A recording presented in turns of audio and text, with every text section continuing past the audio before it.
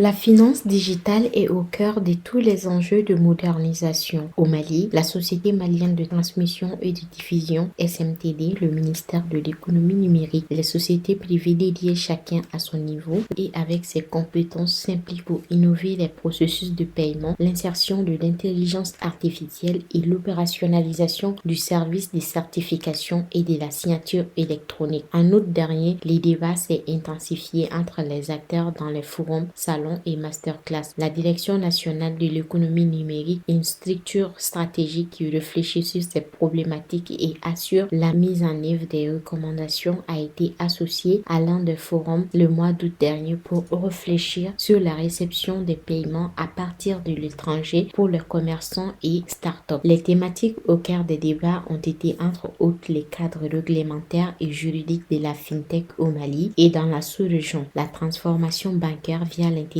artificielle et l'aperçu du paysage FinTech au Mali, dans les pays voisins et de la connexion Canada-Mali. La direction va se positionner en porteur de la mise en œuvre de ce boulot ou de ces recommandations issues de ces différentes réflexions.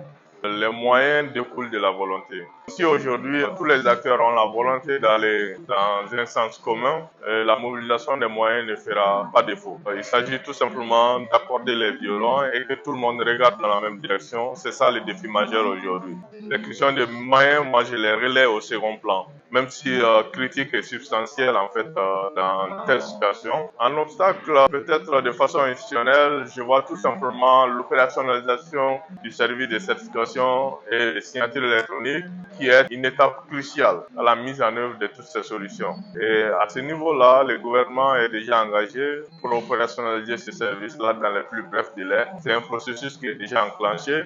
Et nous sommes dans la mobilisation des moyens pour aller à ce résultat-là. De plus en plus, le commerce il est devenu électronique. Il ne s'agit plus d'aller au marché directement et puis payer en cash. Tout se fait aujourd'hui de façon virtuelle et les plus grands commerçants aujourd'hui sont ceux qui ne possèdent même pas de magasins physiques. Ils réalisent des chiffres astronomiques en termes de vente sur les plateformes numériques.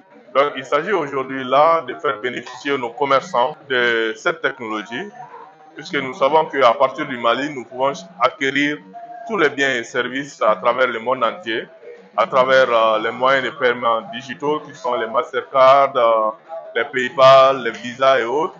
Mais aujourd'hui, il n'est pas possible qu'à partir de l'extérieur, les gens payent nos commerçants ou achètent des articles à nos commerçants à partir de l'étranger. Donc, est-ce un problème de réglementation? Est-ce un problème technologique ou est-ce un problème politique? Une association dénommée Mali FinTech a été créée en février 2023. Hachim Diallo, le trésorier adjoint, a déclaré que la potentialité du marché est grande, mais aux jeunes de s'intéresser au domaine de la technologie qui est aujourd'hui un terrain vierge au Mali. Nous souffrons aussi du manque d'investissement qui a été souligné ici par mes prédécesseurs. Il y a aussi le manque de ressources. Donc, comme nous avons beaucoup d'étudiants ici, nous les invitons à s'orienter vers la FinTech, notamment dans les nouvelles technologies du numérique, notamment le cloud computing, les data centers, les API, proprement dit, les développements. Il y a beaucoup. La sécurité, nous avons besoin d'ingénieurs en sécurité informatique et des ingénieurs capables de monter des infrastructures dignes des banques. Donc le défi est là. FinTech, pour dire technologie financière, permet d'améliorer et d'automatiser les services financiers. La transformation bancaire par l'intelligence artificielle est très prometteuse pour les banques en termes d'opportunités de gestion des risques. Geneva Togora, modératrice d'un panel, détaille les menaces et invite surtout les étudiants et les acteurs de l'éducation, de l'enseignement supérieur à s'intéresser à la question, notamment la cybersécurité. Les big data qui sont utilisés dans le système bancaire nécessite l'utilisation de l'IA pour faciliter le traitement des tâches. Ça permet de réduire le temps de traitement des processus. Ça permet de gagner en temps.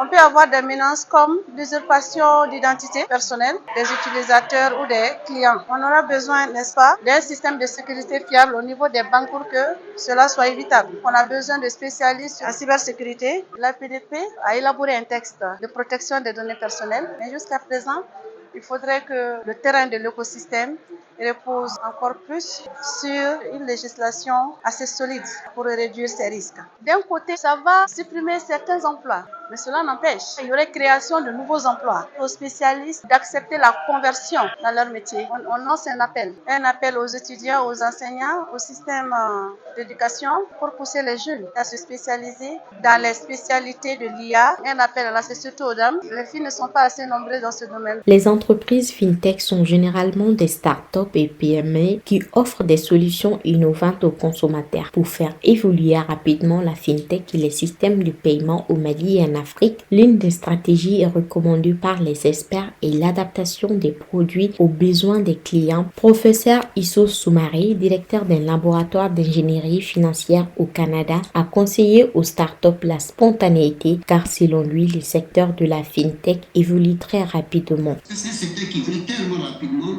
qu'il faut être agile et avoir s'adapter rapidement aussi au secteur de la fintech. Sinon, à un moment donné, mais bien évidemment, on arrête et puis ça peut aussi du retard dans le développement du terrain aussi. Inclus au niveau du cadre réglementaire et juridique aussi des dispositions qui facilitent en fait et même des incitations pour faciliter l'interopérabilité en fait entre les différentes solutions fintech. Je pense qu'il faut qu'on ait un peu plus de coordination et d'harmonisation au niveau de la mise en œuvre même des cadres juridiques et réglementaires au niveau en fait non seulement régional mais au niveau continental, en vraiment capitalisant aussi sur la venue en fait là, de la zone de libre-échange continentale africaine aussi. Parce qu'il faut penser aussi à des paiements transfrontaliers. Et si vous regardez aussi un élément en fait, qui entrave énormément aussi le développement présentement, c'est les coûts d'accès pour la population. Je pense qu'il faut beaucoup jouer là-dessus en fait, là, pour pouvoir vraiment favoriser beaucoup plus, en fait, plus d'inclusion financière de la part de nos différentes populations. Pour trouver les bonnes solutions, il faut que nous on comprenne d'abord les solutions qui existent ailleurs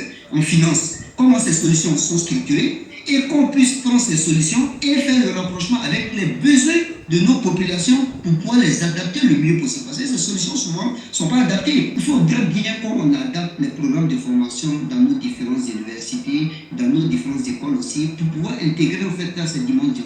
Mais il faut que l'État joue son rôle régalien de créer l'environnement qui est propice au développement des startups, des PME et ainsi de suite. La digitalisation de l'économie a plus d'avantages aujourd'hui que d'inconvénients, une fois des dispositifs sécuritaires mis en place contre les cyber et risques.